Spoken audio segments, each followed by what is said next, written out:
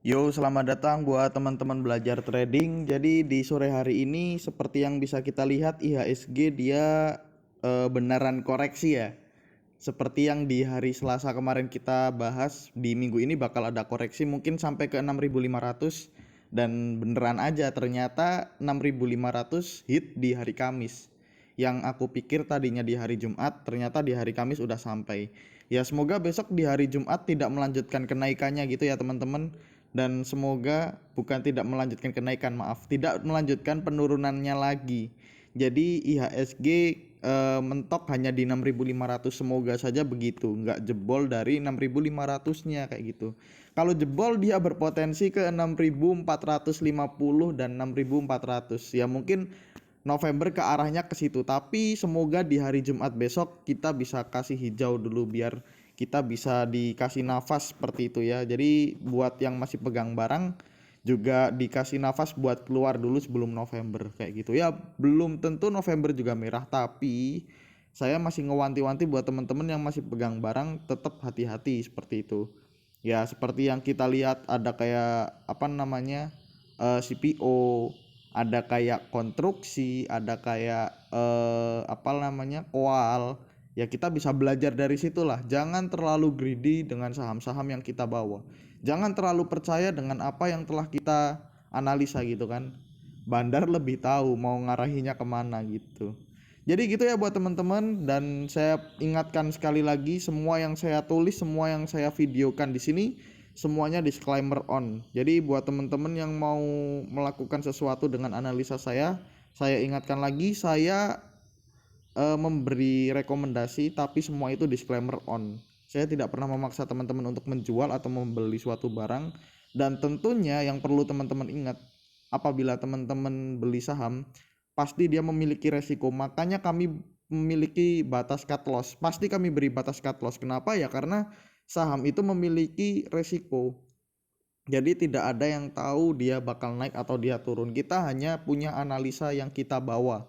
Kita bukan bandar, kita bukan orang yang mengendalikan harga saham tersebut. Jadi kita hanya memberi rekomendasi buat teman-teman. Kalau ditanya bang, saham yang abang rekomendasiin resiko enggak? Ya jelas resiko. Makanya kami batasi dengan yang namanya cut loss seperti itu. Jadi gitu ya buat teman-teman.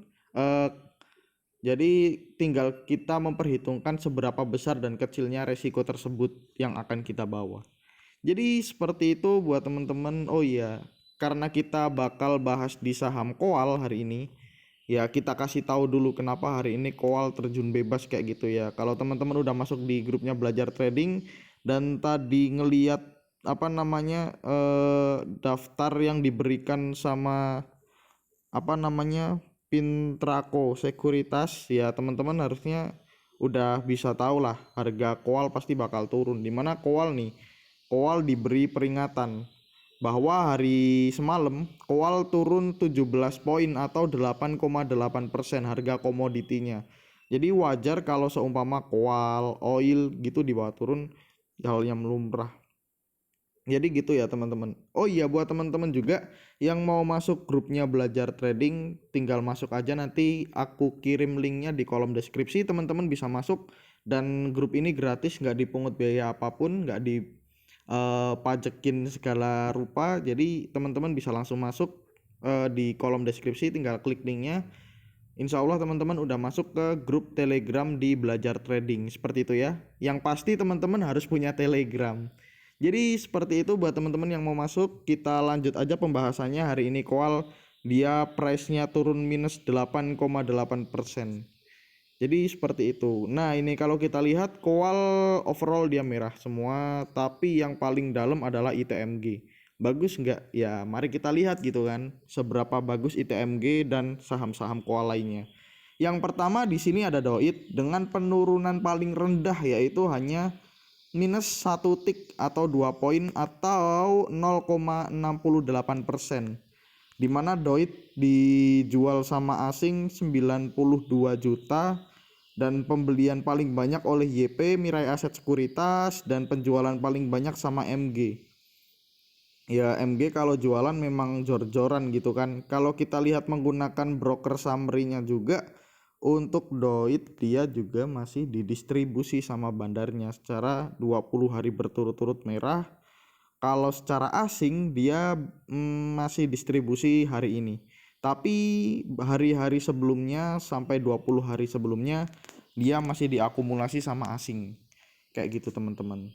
Doit dia secara teknikal kalau kita mau lihat di sini, nah ini dia udah memasuki batas sideways dia yang dulu. Ada di area 284 supportnya dan resistennya ada di 298. Kalau seumpama nanti jebol 284-nya ya berarti dia memang udah konfirmasi downtrend lagi kayak gitu. Tapi selagi dia belum jebol 248-nya menurutku masih bisa kita lirik seperti itu ya. Kalau kita lihat secara MACD juga bar chart di bawah 0 juga masih tajam nih. Ini bar chart di bawah 0 sampai sini ya masih jauh gitulah, MACD-nya masih menjauh kayak gitu. Belum ada tanda-tanda dia mau mendekat, belum ada tanda-tanda dia mau CLBK lagi nih antara garis biru dengan garis oranye kayak gitu. Jadi tetap berhati-hati buat teman-teman di Doit sendiri. Dan hari ini dia juga volumenya juga kecil dan 3 hari ini mungkin ya volumenya merah kecil. Dan pada saat dia merah volumenya kecil, pada saat hijau volumenya lumayan. Jadi menurutku ya semoga aja nggak jebol di 248. Kalau nggak jebol di 248 sampai bulan pertengahan November mungkin dia bisa mengarah ke arah 300. Kalau 300-nya dia naik jebol ke atas, ya arahnya kembali lagi ke 330 sampai 350 seperti biasanya gitu kan. Jadi gitu untuk Doit, buat teman-teman yang mau pegang tetap hati-hati. Mungkin besok ada penurunan bisa dijadikan gambaran. Kalau seumpama belum jebol di 284 bisa diambil tuh di situ. Jadi gitu buat Doit. Kita lanjut ke saham berikutnya. Di saham berikutnya ada Harum, di mana Harum hari ini terkoreksi padahal tadi juga sempat mulai naik tapi ternyata dibawa turun kembali. Doit kalau kita lihat asing net sell 1,15 billion, pembelian paling banyak KZ, penjualan paling banyak AK. Kalau kita lihat menggunakan broker summary-nya untuk Harum sendiri, nah ini dia diakumulasi masihan. Memang beberapa hari ini dia cenderung dinaikin terus diturunin.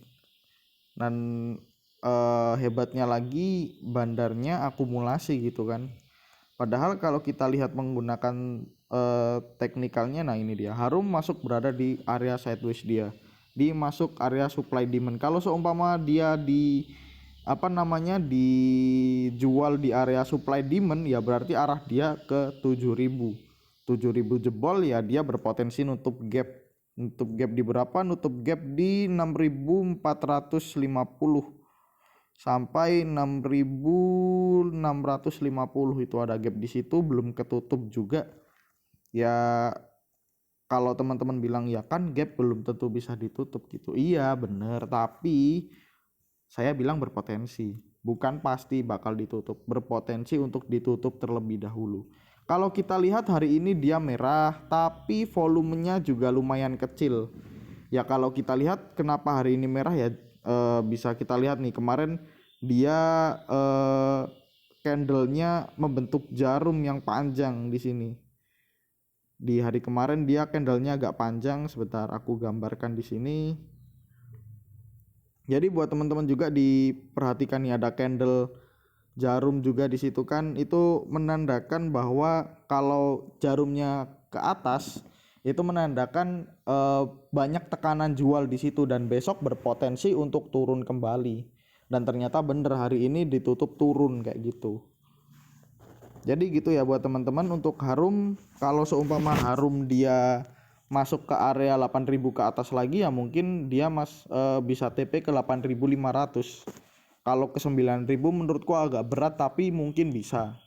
Kayak gitu ya, TP pertama di 8.500, TP kedua di 9.000 gitu aja deh. Atau TP pertama 8.500, TP kedua 8.750, TP ketiga baru 9.000. Ya, tapi menurutku masih sedap-sedap juga sih ini karena di bawah juga masih ada gap. Jadi jangan terlena dengan si Harum juga. Walaupun si Harum beberapa hari ini dia diakumulasi sama Bandar. Ya semoga aja untuk Koal juga harganya lekas membaik gitu kan. Lanjut ke saham berikutnya. Di saham berikutnya ada Indi, saham yang sangat volatile di harga Koal kayak gitu. Pembelian paling banyak sekarang BK, penjualan paling banyak yaitu PD dan juga ZP. Tapi pertama ZP ya, ZP dan juga PD. Asing net buy 36 billion menurutku cukup banyak, dimana juga pembelian paling banyak BK gitu kan. Nih BK dia akumulasi dalam 1 bulan terbanyak. Kalau kita lihat hari ini BK akumulasi paling banyak. Dan juga kalau kita lihat di 1, 2, 3 penjualan paling banyak itu dimakan sama BK bisa itu. Karena BK beli 15 juta lembar saham. Kalau penjualannya ZP, PD, YP menjual ya sekitar 4,7 juta lembar saham kayak gitu kan. Kemakan sama BK. Ya menurutku ada insight tertentu, walaupun kita lihat Indi harusnya dia Bandarnya akumulasi. Kalau kita lihat tadi, oh iya akumulasi, Bandar akumulasi, tapi overall dia masih distribusi. Di sini asing juga secara keseluruhan akumulasi, tapi di 5 hari masih belum diakumulasi, masih distribusi lah. Statusnya masih distribusi. Kalau kita lihat menggunakan teknikal analisanya untuk Indi itu menurutku saham yang paling pusing untuk aku buat analisanya. Ya kemarin terakhir aku buat analisa ada support di 18.15, ternyata hari ini ditutup di 18.10 kayak gitu. Ya lanjut kemana bang? Nah ini aku yang agak susah untuk Indi, dia makanya aku pernah waktu buat waktu buat analisa di harga 1.200 1.300-an itu sampai bundet di sini. Ya ternyata di bawah naik, alhamdulillahnya seperti itu. Jadi tidak sia-sia kita membuat analisa sampai bundet ribet kayak gitu kan. Ternyata di bawah naik. Ya. Memang agak susah untuk saham Indi dibuat analisa teknikalnya, tapi ya kita lihat sendiri aja MACD dia masih tajam menuju ke bawah, bar chart di bawah 0 semakin tebal, dan hari ini volumenya juga lumayan besar menurutku. Jadi tetap perlu hati-hati. Kalau sampai jebol ke 1800-nya, ya dia targetnya ke 1650.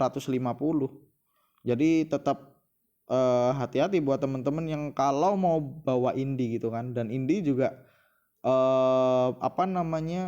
dia volatilnya itu biasanya 3%, 5% itu gampang banget. Dinaikin 3% gampang, diturunin 5% juga gampang. Jadi ya hati-hati, siapkan psikologis teman-teman dan siapkan jantung teman baik-baik kalau teman-teman memang mau masuk ke saham Indi kayak gitu. Gitu ya teman-teman, kalau seumpama dia jebol di 1900-nya, arah dia ke nutup gap di sini.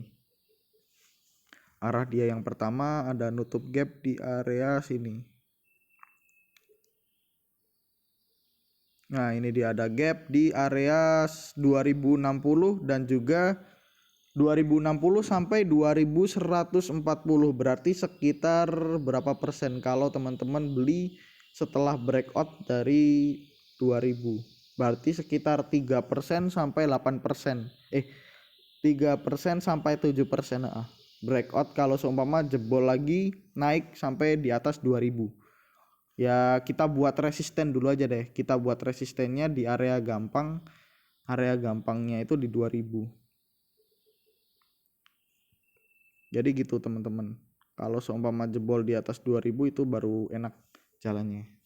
Jadi gitu ya buat teman-teman, untuk Indi tetap hati-hati, bar chart di bawah 0 semakin tebal, MACD juga masih tajam menuju ke bawah, dan juga volume hari ini tinggi padahal dia turun kayak gitu. Jadi masih perlu hati-hati.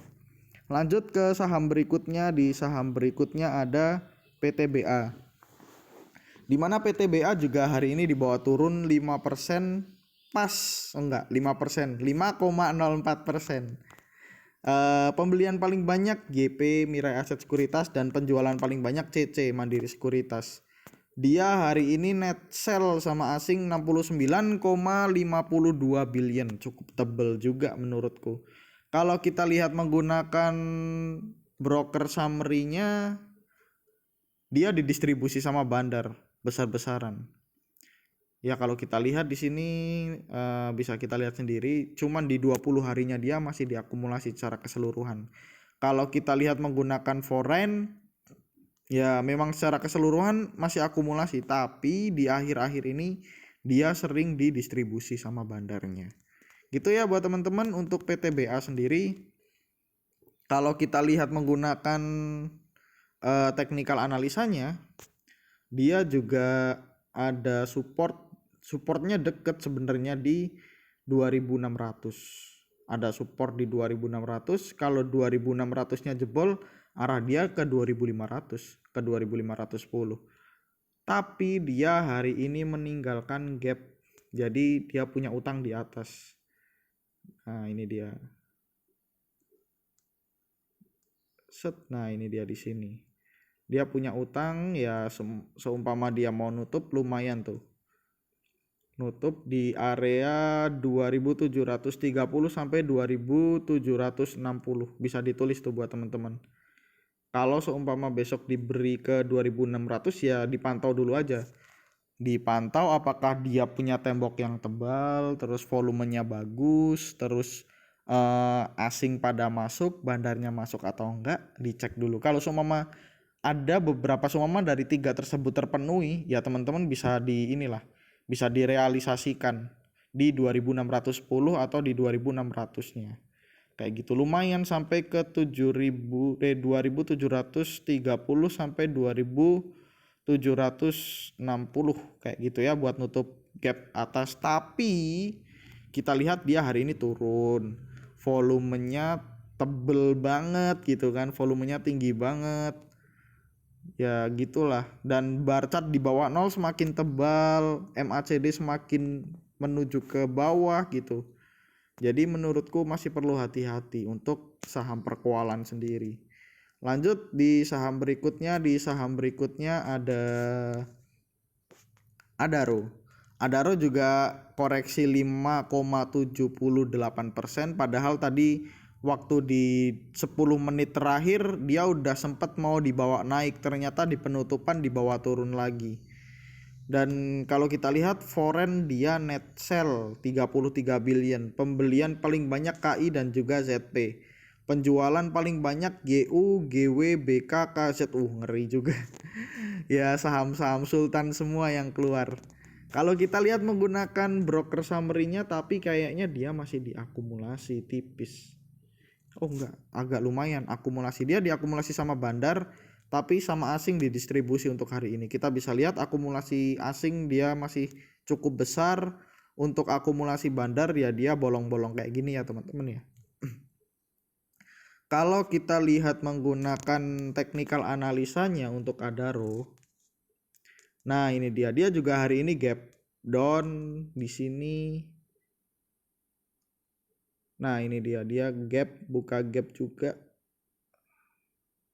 Nah di sini dia di atas ada gap, di bawah ada gap. Jadi kalau seumpama besok dia nutup gap dulu, nah teman-teman bisa pantau besok di 1555 sampai di 1600. Apakah dia bakal nutup gap dulu atau enggak? Semoga aja dia nutup gap dulu ke bawah. Kalau kita lihat juga volume hari ini dia tinggi banget, dia merah dan bar chart di bawah 0 semakin tebal, harusnya dia besok nutup gap kayak gitu ya. Semoga aja dia besok nutup gap. Ya mungkin kalau dia besok minus 4% dia udah nutup gap. 4%, 5%, iya 5%. 5% dia udah nutup gap. Jadi mungkin teman-teman bisa beli nyicil aja di area gap bawah biar nutup dulu kayak gitu kan. Di 1555 bisa beli di situ.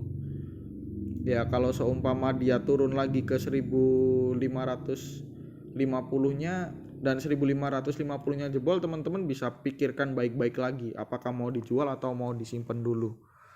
Tapi kalau kita lihat dia ada gap atas 2 di sini.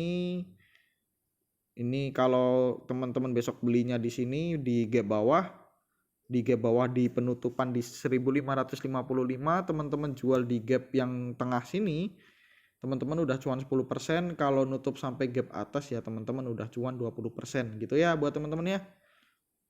Jadi gitu untuk Adaro, yang jelas dia masih mengerikan. Tinggal kita lihat besok apakah harga koal udah mulai siuman kembali, mulai membaik lagi kayak gitu.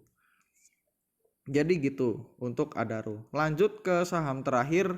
Di saham terakhir ada ITMG. Ya kan, bener kan? Jangan sampai terlewat kayak kemarin di properti. Ada yang ketinggalan satu. Ya, di ITMG juga hari ini dia ARB.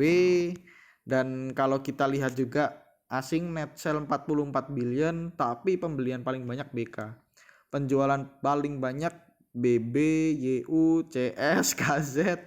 Wah, ini saham asing semua, broker-broker sultan semua di sini yang keluar 4 topnya. Yang masuk BK, YP, PD, CC. Ya ini BK-nya asing, tapi YP, CC, PD ini retail ya. Kecuali CC dia punya pemerintah, Mandiri Sekuritas. YP, PD, Mirai Aset Sekuritas, dan juga Indo Premier Sekuritas. Jadi gitu.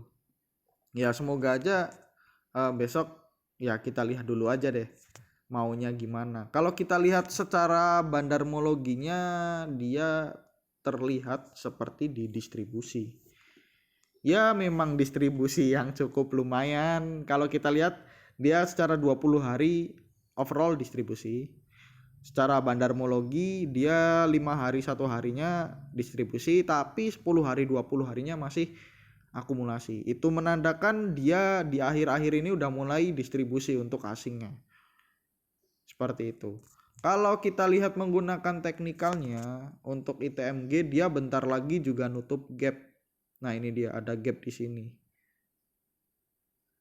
Kita lihat di sini ada gap. Gapnya ada di 21.750. Dan dia hari ini dibuka juga dengan gap down. Nah, ini dia ada gap down di sini. Sebenarnya untuk ITMG sendiri menurutku masih menarik kalau besok berada di area gap bawah. Mengingat ITMG dia biasanya memberikan dividen intern di akhir tahun. Nah, ini kalau kita lihat ya nih di bulan dia di 2016 di bulan 11 ngasih dividen intern. Terus di 2017 di bulan 11 dia ngasih dividen 2 kali. Ini 2016 juga 2 kali, 2017 2 kali di awal dan di akhir. Terus 2018 juga gitu di awal dan di akhir, tapi di bulan 10 untuk 2018. 2019 juga di bulan 10 cumdetnya. Terus di 2020 dia kemarin di pertengahan sama di akhir tahun. Dan di 2001 dia di bulan 4 dan harusnya di bulan November besok dia bakalan bagi dividen, harusnya seperti itu. Jadi gitu ya buat teman-teman. Semoga aja bagi dividennya besok di akhir tahun juga lumayan. Karena kita lihat juga koal kemarin sempat naik tinggi harga komoditasnya, harusnya pemasukan juga semakin banyak. Kalau kita lihat menggunakan teknikalnya yang tadi, kita kembali lagi ke teknikal. Ya secara MACD dia masih tajam menuju ke bawah. Terus bar chart di bawah 0 juga semakin tebal. Ya harusnya dia besok masuk ke area 21.000 dulu aja. Masuk ke area 21.000 sampai ke area 20.000. Kayak gitu. Kalau seumpama 20.000 jebol, saya tinggalkan dulu. Jadi gitu untuk saham koal hari ini. Apakah teman-teman ada yang menarik atau enggak menurut teman-teman? Kalau ada alasannya apa, mungkin bisa di chat di kolom komentar, atau teman-teman bagi sharing di grup belajar trading yang ada di kolom deskripsi. Gitu ya buat teman-teman. Buat teman-teman semoga walaupun IHSG hari ini merah merona juga, tetap ada cuan gitu, tetap ada yang didapatkan selain hikmah ya yang jelas. nanti bilang bang ada bang apa yang bisa diambil hikmah gitu kan, maksudnya secara keuntungan secara personally.